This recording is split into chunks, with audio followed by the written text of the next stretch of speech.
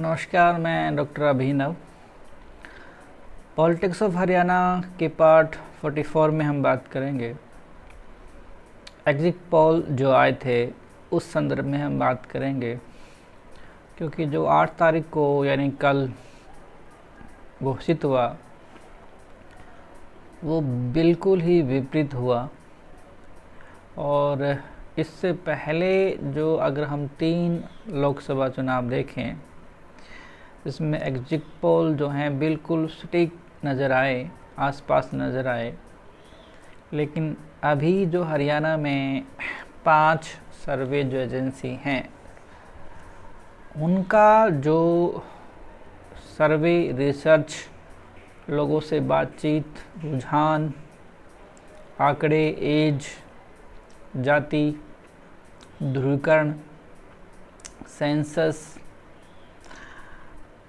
आदि आधार पर ये सर्वे होता है, जिसमें मुख्य रूप से कास्ट का कॉलम रखा जाता है, शिक्षा का कॉलम रखा जाता है, मुद्दों का कॉलम रखा जाता है, लीडर के बारे में पूछा जाता है, लीडर की पॉलिसीज़ के बारे में पूछा जाता है, या पॉलिसी जो बनाई हैं किसी पॉलिटिकल पार्टी ने उसके बारे में पूछा जाता है।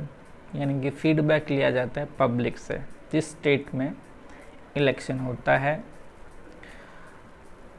उसके बारे में। बाद इलेक्शन के बाद यानी कि वोट डालने के बाद हम अभी देखा हमने कि अगले ही दिन एग्जिट पोल आया और कांग्रेस जो है, इंडियन नेशनल जो कांग्रेस है, उनके नेता, उनके कार्यकर्ता सब झूम उठे कि हम जीतने वाले हैं। बेशक, क्योंकि रुझान जो होते हैं वो लोगों के अंदर से ही लिए जाते हैं, उनकी बातचीत से, उनके विचार से ही लिए जाते हैं, लेकिन बिल्कुल नकारा साबित हुए। पिछले लोकसभा इलेक्शन में, 3 लोकसभा इलेक्शन में वो सटीक साबित हुए, बिल्कुल सीधे सब। लेकिन हरियाणा में ऐसा क्या हुआ जो बिल्कुल नेगेटिव साबित हुए। तो पहले ये हम एक पेपर है दैनिक भास्कर, ये भी एक रिसर्च एजेंसी बन गया है। हरियाणा में जो दैनिक भास्कर है वो बहुत बड़ा पेपर है।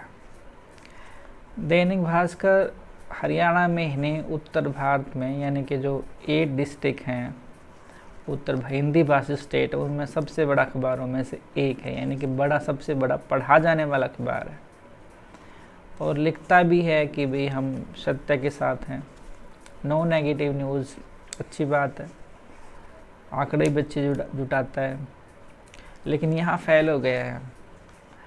तो यहाँ अब इसने बताया कि दैनिक भास्कर ने अपनी टीम से बताया कि 19 से 29 जो सीटें हैं वो बीजेपी के पास जाएंगी, और 44 से 54 जो सीटें हैं वो इंडियन नेशनल कांग्रेस को जाएंगी, और उसमें से निर्दलीय 1 से 5, और एनए जो हैं, एनए में ये है कि इसमें आप आए, बीएसपी आए, इंडियन नेशनल लोकदल आए या जजपा आए, 4 से 9 सीटें ले जाएगा। ये इसका सर्वे रहा, रिसर्च रहा दैनिक भास्कर का। दूसरा एक ध्रुव रिसर्च एजेंसी है, उसने भी बताया कि हरियाणा में 22 से 29 जो सीटें हैं वो बीजेपी को जाएंगी, और कांग्रेस को 49 से 54 सीटें जाएंगी, और बाकी अदर्स को जाएंगे। ये ध्रुव रिसर्च का कहना है। इसके साथ रिसर्च, इसमें आपको एक सीट दिखा रहा है ध्रुव रिसर्च। 0.5% वाले जो पॉलिटिकल पार्टी है उसको 1 सीट दिखा रहा है। एनएलडी को, जो गठबंधन था बहुजन समाज पार्टी के साथ, 1 से 5 सीट उसकी दिखाई उन्होंने, और जजपा को उन्होंने एक सीट दिखाई, और 4 से 9 जो सीट हैं वो अदर्स, इंडिपेंडेंस को दिखाई। तो ये भी गलत साबित हुए। ईबीपी जो इंडिया टीवी और सी वोटर एक एजेंसी है जो सर्वे करती है, कांग्रेस को 50 से 58 सीटें इन्होंने दिखाई, और बीजेपी को 20 से 28 सीटें इन्होंने दिखाई, और एनए को इन्होंने 10 से 14 सीट दिखाई। एनए में चाहे वो इंडियन नेशनल लोकदल है, आप है, जजपा है या इंडिपेंडेंस है, सबको 15 तक इन्होंने समेटा। इसके बाद रिपब्लिक इन्वेंटरीज एक पब्लिक रिसर्च एजेंसी है जिसने कांग्रेस को 55 से 62 दिखाया, सबसे ज़्यादा इसी ने दिखाया 55 से 62। बीजेपी को 18 से 24 दिखाया। आईएनएलडी को इसने दिखाया 3 से 6 और जेजेपी को 0 से 3 दिखाया इन्होंने। उसके बाद एक और है पीपल पल्स एक नाम की एजेंसी है, 18 से 24 जो सीटें हैं उन्होंने दिखाई बीजेपी को, और जो कांग्रेस को उन्होंने दिखाया 55 से 62।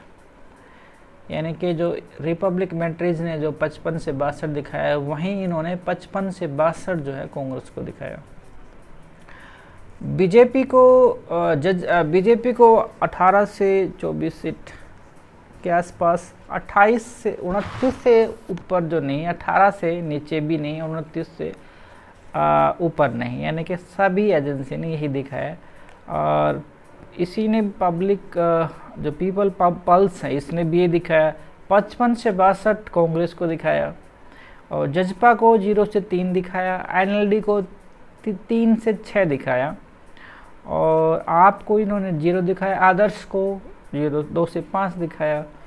तो ये 5 और 6 जो सर्वे एजेंसीज हैं ये बिल्कुल नेगेटिव साबित हुई हैं, बिल्कुल नेगेटिव।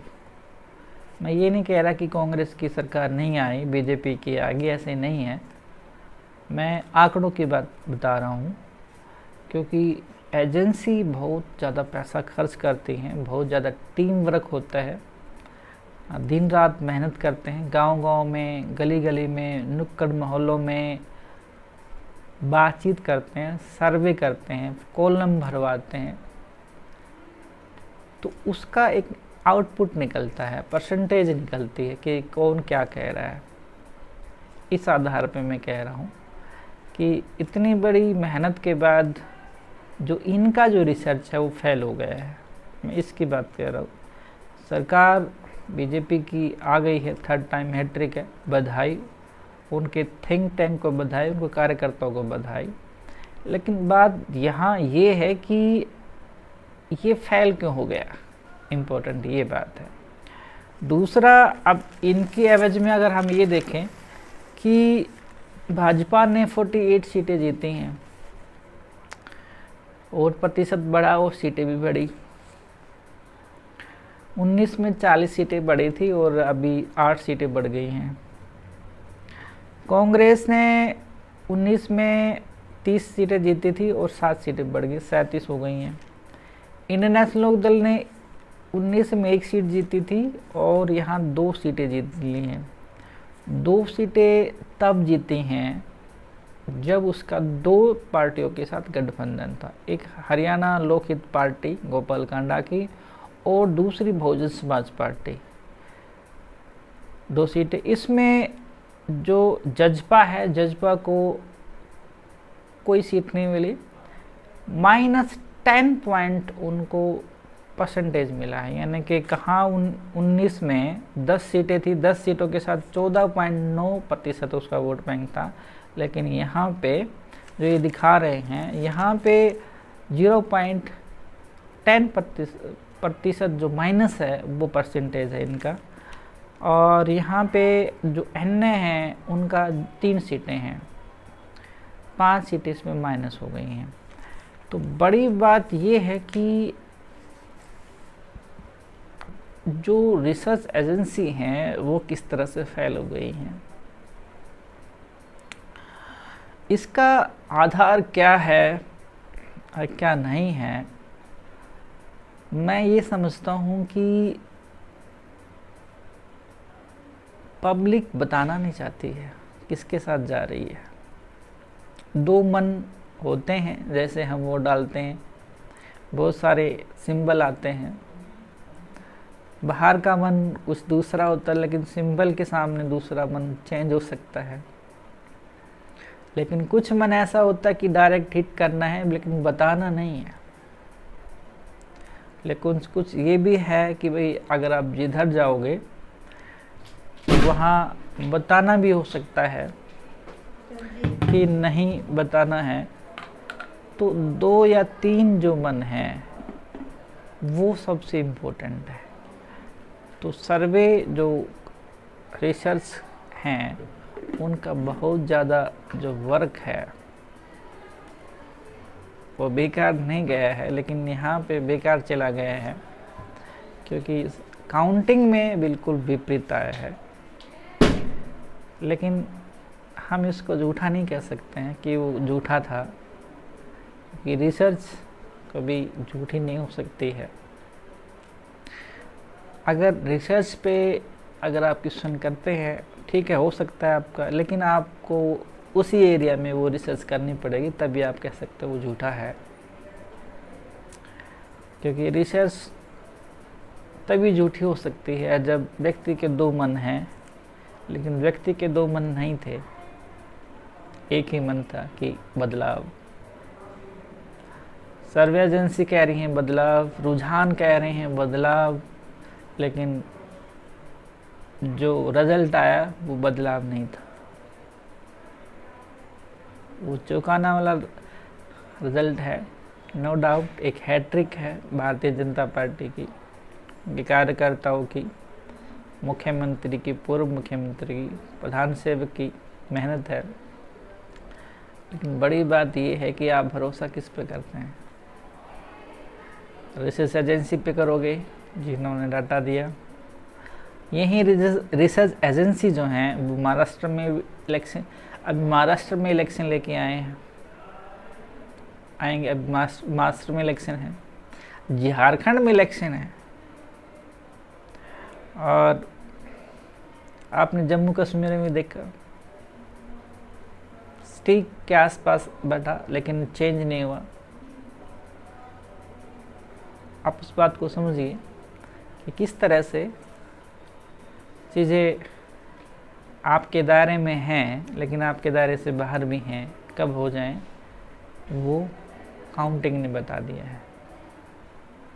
लेकिन रिसर्च जो है वो फेल नहीं है, मैं ये समझता हूँ रिसर्च जो है वो फेल नहीं हुआ है, क्योंकि 3 बार जो एजेंसीज साबित हुई हैं या यहाँ फेक हो गई हैं, नो डाउट।